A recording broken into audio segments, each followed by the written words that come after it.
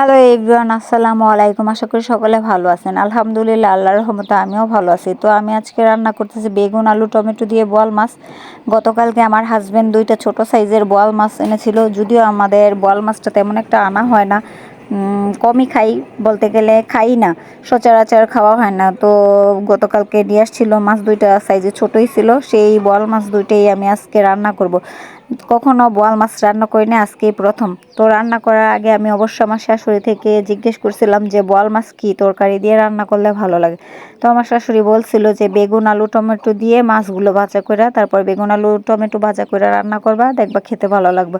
তো আমার শাশুড়ির কথা মতোই আমি আজকে বেগুন আলু টমেটো দিয়ে বোয়াল মাছটা রান্না করব। শীতের মৌসুমে অবশ্য বোয়াল মাছটা একটু বেশি পাওয়া যায় নদীতে। তখন যখন শীতকালেই কিন্তু বোয়াল মাছটা একটু বেশি পাওয়া যায়, কারণ তখন নদীর পানি শুকিয়ে যায়, আর আশেপাশে নদীতে যেই সোপগুলা গাড়া হয় ওইখান থেকেই, সোপের মধ্যে থেকেই কিন্তু বোয়াল মাছগুলা পাওয়া হয়। আর নদীর বোয়াল মাছ খেতে কিন্তু ভালোই লাগে।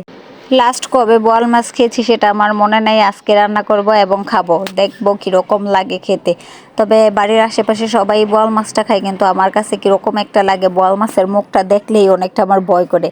প্রচণ্ড বড়, রাক্ষসের মতো বড় মুখ, সেজন্য আমার তেমন একটা খেতে রুচিতে আসে না। তো হাজব্যান্ড শখ করে নিয়ে আসছে, রান্না না করেও কিন্তু উপায় নাই। তো আমি রান্না করা শুরু করে দিলাম, মাছগুলা ভাজা করব। আর দেখতে পাচ্ছেন আমার যেই কড়াইটা, এই কড়াইটাতেই কিন্তু আমি মাছ রান্না করি, তরকারি রান্না করি, সব কিছুই একটা কড়াইতেই কিন্তু আমি রান্না করে থাকি। অনেক সময় আছে যে তরকারি রান্না করলে ওই কড়াইটাতে কিন্তু পরবর্তী মাছ ভাজা করতে গেলে মাছটা লেগে যায়, কিন্তু আমার সেরকম হয় না।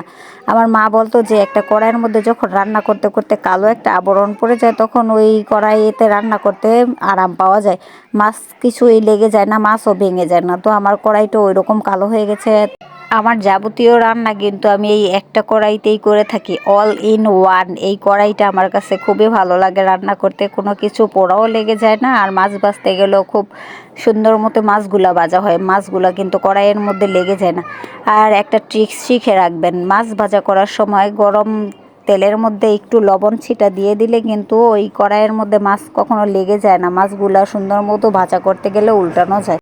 আমার মাছ এবং আলু বেগুন ভাজা শেষ হয়ে গেছে। এইখানে আমি তেলের মধ্যে পেঁয়াজ দিয়ে দিলাম, পেঁয়াজগুলো একটু ভাজা করে নিয়ে আদা রসুন, তারপর লবণ হলুদ মরিচ পরিমাণ মতো দিয়ে একটু পানি দিয়ে তারপর টমেটো দিয়ে কষিয়ে নেব, কারণ এখনকার টমেটোগুলো একটু শক্ত শক্ত টাইপের থাকে, সিদ্ধ হতে চায় না।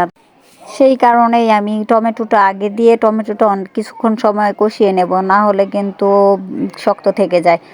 আর বেগুন আর আলুগুলা তো আগেই ভেজে রেখেছিলাম, তো বেগুন আর আলুগুলা একসাথে দিলে কিন্তু বেগুনগুলা গলে যাবে, আর তরকারিটা কিন্তু একটু নিরামিষ টাইপের হয়ে যাবে। তো বেগুনগুলা যদি একটু আস্তে আস্তে থাকে তাহলে কিন্তু তরকারিটা দেখতেও সুন্দর হয়, খেতেও কিন্তু ভালো লাগে। যে জিনিসটা একটু দেখতে সুন্দর হয় না, ওই জিনিসটা কিন্তু খেতেও রুচিতে আসে না। বেগুন আলুগুলি যেহেতু আগে থেকেই ভাজা, তাই কিছুটা সময় না কষানোই ভালো। কষাইতে গেলে আবার বেগুনগুলা গলে যাবে, গলে গেলে তরকারিটা দেখতে ভালো আসবে না। তো এখানে আমি মশলার সাথে ভালোভাবে মিশিয়ে পানি দিয়ে দিলাম।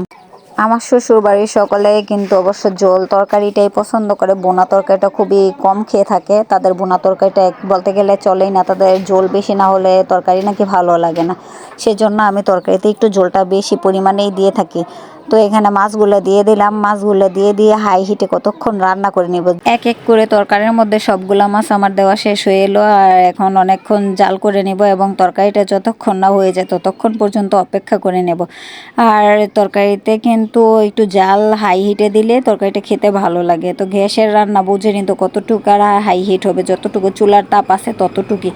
একমাত্র মাটির চুলাতে রান্না করলেই কিন্তু রান্না হাই হিটে রান্না হয়, আর খেতেও কিন্তু ভালো লাগে। আমার রান্নাটা প্রায় শেষ হয়ে এসেছে। এখানে কিছু ধনেপাতা ছড়িয়ে দিলাম, ধনেপাতা দিলে কিন্তু শীতের দিনের তরকারি খেতে ভালো লাগে। কিন্তু দুর্ভাগ্যবশত আমার হাজব্যান্ড ধনেপাতার গন্ধ নাকি তার ভালো লাগে না। দুনিয়াতে এরকম মানুষও আছে যে কিনা ধনেপাতার ঘ্রাণও তার কাছে ভালো লাগবে না। এদিকে আমার আবার তরকারিতে ধনেপাতা না দিলে মনে হয় যে তরকারিটা অসম্পূর্ণ রয়ে গেছে, ধনেপাতা বাধ্যতামূলক দিতেই হবে। শীত গরম 12 মাসেই কিন্তু আমি ধনেপাতা ব্যবহার করি, আর সে কিনা ধনেপাতা তরকারি থেকে উঠিয়ে উঠিয়ে ফেলে দিয়ে খায়। তো আমার রান্নাটা পুরোপুরি কমপ্লিট হয়ে গেছে। দেখুন তরকারির কালারটা কীরকম আসছে, আমার কাছে তো ভালোই লাগতেছে, খেতেও মনে হয় ভালো হবে। যে জিনিসটা দেখতে সুন্দর হয় ওই জিনিস কিন্তু খেতেও ভালো হয়। আপনারা কমেন্ট করে জানাবেন তরকারিটা কীরকম হয়েছে। আজকের মতো এ পর্যন্তই, সকলে ভালো থাকবেন।